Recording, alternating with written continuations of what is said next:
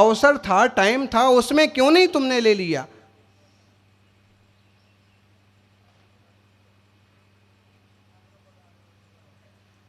तो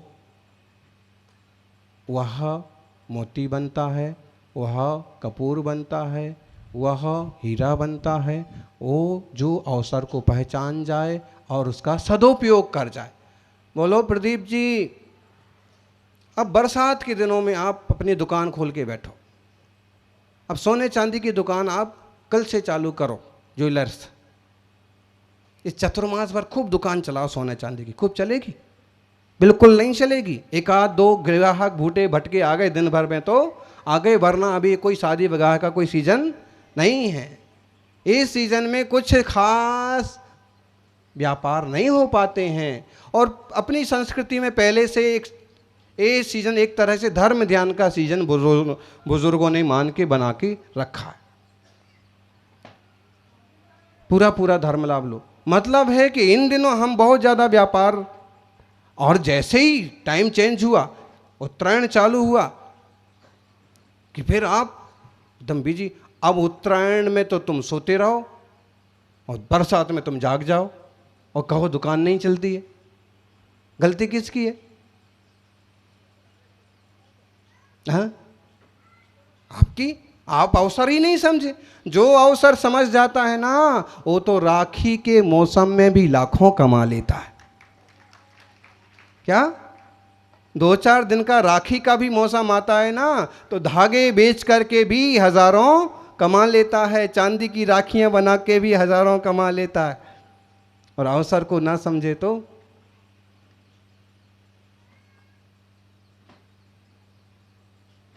मालूम है, जब सीता जी खो गई, रावण हरण करके ले गया। चूंकि रावण को हरण करने का कोई शौक नहीं था, लेकिन फिर भी एक अहंकार, एक ईगो, मेरी बहन को इसने दुख दिया है तो मैं इसे भी मजा चखाऊंगा। उसके मन में काम वासना उतनी नहीं थी जितना अहंकार था। ले गया। अब बात आई कि सीता की खोज करो। बोलो सीता की खोज कौन करेगा तुम में से? हैं? सीता की खोज कौन कर सकता है? अब वो कोई गूगल का जमाना तो था नहीं। नहीं तो गूगल पर एक सर्च मारू और ये रही सीता।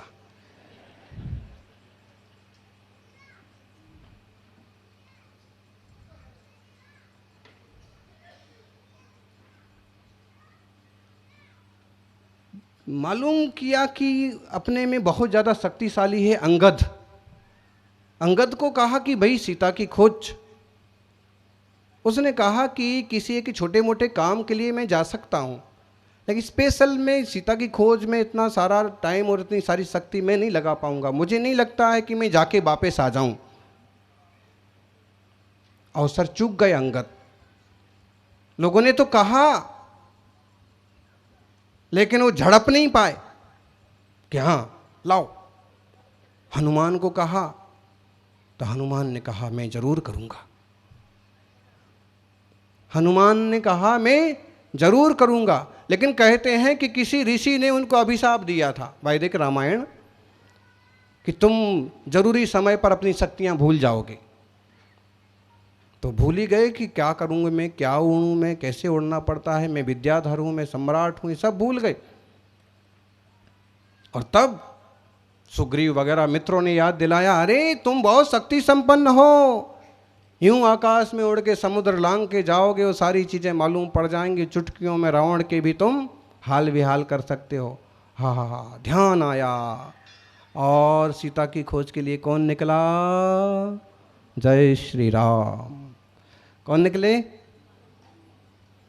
समझ में आ रहा है? हनुमान जी अवसर पकड़ा और कूद गई मैदान में और सीता की खोज कर ली। आगे की पूरी रामायण आपको पता है। और उसके बाद जब पूजा चालू हुई तो राम से ज़्यादा मंदिर बने हनुमान के।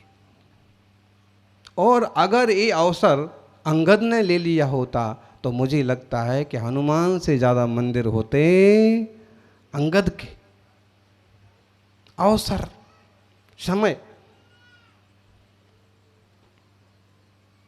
अपन समय को पकड़ें, समय से चलें। टाइमिंग, ट्यूनिंग, ट्रेनिंग, 3T हैं। 3 टाइम टी नहीं, सुबह दोपहर और 3 टाइम टी नहीं, 3T means timing, tuning, training. अगर ये चीज है आप लोगों में, आपके ग्रुप में, आप कहीं फेल नहीं हो सकते। टाइमिंग, मैं बस 7 बजे वहां पहुंचूंगा। आपकी सारी मित्र मंडली को, आपकी कमेटी को पता है कि हाँ 7 मतलब 7, 8:30 मतलब 8:30। टाइमिंग, आप सक्सेस हो पाएंगे बिल्कुल। 1 मिनट आपकी गाड़ी भी नहीं खड़ी रहेगी, 1 मिनट आपका बर्बाद नहीं होगा, 1 मिनट आपका मंच खाली नहीं रहेगा, 1 मिनट आपका कार्यक्रम नहीं बिगड़ेगा। टाइमिंग। ट्यूनिंग, ट्यूनिंग मतलब हैं, यही बजा रहे हैं, दोनों भाई हैं, अब वो बजा रहे हैं, दोनों की ट्यूनिंग मिल रही है, अच्छा लग रहा है। और ये कहीं बजाए और कहीं ठोके ढोल, कैसा लगेगा? बोलो। ये तो गा रहे हैं ओम जय महावीर प्रभु, और वो गा रहे हैं मेरा मन डोले तेरा तन डोले। फिर वो भांगड़ा बजाएं और ये आरती गाएं, चलेगा? नहीं। 2 हों 10 हों, ट्यूनिंग होना जरूरी है। उसमें जो मुख्य हैं सो हैं, लेकिन ट्यूनिंग तो सब में होना, कि जैसे ही इशारा हुआ, कि जैसे ही तैयारी हुई तो सब तैयार, क्विक, जैसे सेना में होता है, जैसे बढ़िया अनुशासित संघ में होता है। ट्यूनिंग और ट्रेनिंग, ट्रेनिंग मतलब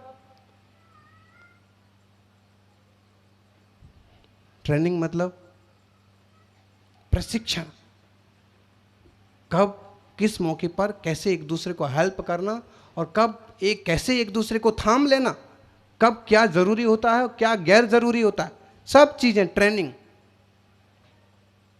और जिस ग्रुप में, परिवार में, समाज, देश में 3 चीजें होती हैं, वो जिंदगी में कभी कहीं फेल नहीं हो सकते हैं।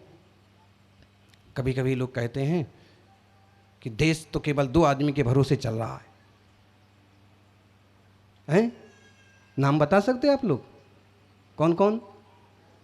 हाँ, हिटलर शाही चल रही है, और ये तो मुगल शाही चल रही है, और पता नहीं क्या क्या चल रहा है, जो भी चल रहा हो, लेकिन ऐसे लोग कहते हैं, आक्षेप करते हैं। और अब हम इससे सिर्फ ये कहना चाह रहे हैं कि अगर 2 लोग या 3 लोग भी मिलकर आगे बढ़ गए और चोटी तक पहुंच रहे, इसका मतलब टाइमिंग, ट्यूनिंग एंड ट्रेनिंग। 2-3 भाई मिलकर यदि बिजनेस में बड़े हैं और 3 चीज का ध्यान रखा है, बहुत सक्सेस हो जाएंगे। 2-3 दोस्तों ने एक कंपनी बनाई है और बहुत सक्सेस हो जाएंगे। 2-3 मुनि यदि प्रभावना के लिए निकले हैं और इस टाइप से चलते हैं, बहुत सक्सेस हो जाएंगे।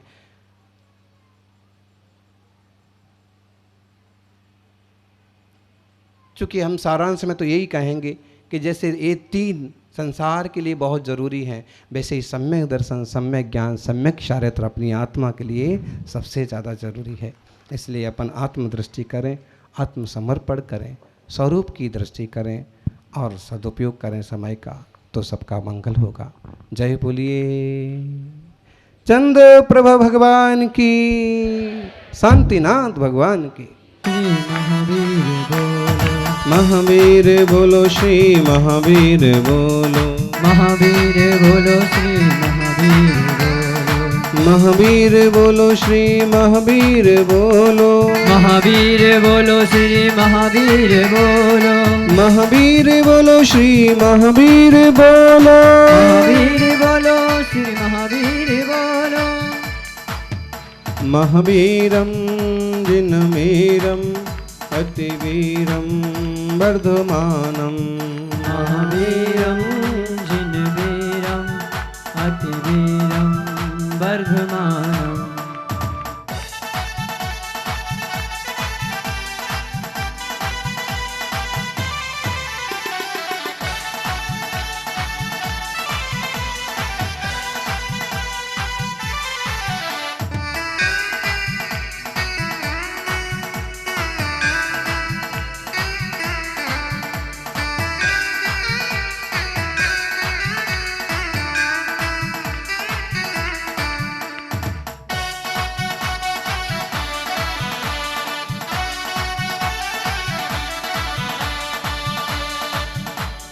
त्रिशला कुंवर श्री महावीर बोलो, त्रिशला कुंवर श्री महावीर बोलो, सिद्धार्थ नंदन श्री महावीर बोलो, सिद्धार्थ नंदन श्री महावीर बोलो, कुंडलपुरवासी श्री महावीर बोलो, कुंडलपुरवासी श्री महावीर बोलो, पावापुरी से मुक्त महावीर बोलो, पावापुरी से मुक्ति महावीर बोलो,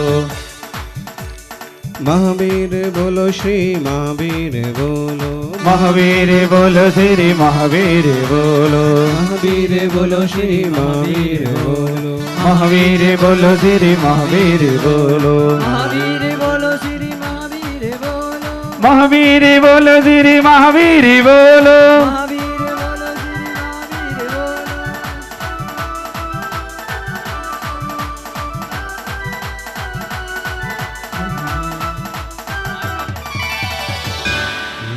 वर्तमान जिन शासन नायक वर्धमान महावीर भगवान की जय। कल नेमिनाथ भगवान का मोक्ष कल्याणक था। 22वें तीर्थंकर नेमिनाथ भगवान की जय।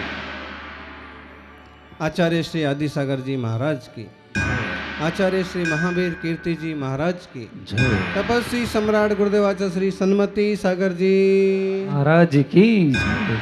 बोले परम पूज्य प्राकृताचार्य चतुर्भट्टाधीश आचार्य भगवान श्री सुनील सागर जी गुरुदेव की जय। आचार्य संघ की जयकारा गुरुदेव का। टूटी नैया, टूटी नैया तेज है धार, मुश्किल में है ये संसार, हारने सारे जग के पीर, फिर से आ जाओ महावीर। टूटी नैया, उस पार नहीं जाते, टूटी नैया उस पार नहीं जाती, और सच्चे मन से की गई भक्ति बेकार नहीं जाते। नंदीश्वर मंडल विधान हो रहा है, अष्टांगिका में हम सब भक्ति में डूबे हैं।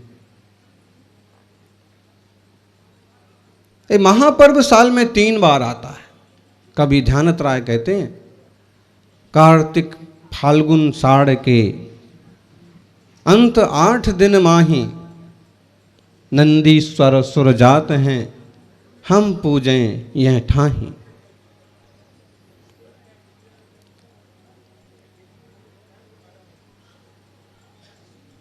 आषाढ़ कार्तिकाख्ये फाल्गुन मासी शुक्ल पक्षेष्टम्य। पूज्यपाद स्वामी ने भी ये बात कही। ये नंदीश्वर द्वीप कहाँ पर है, कितने बड़े मंदिर हैं, बड़ी महिमा है।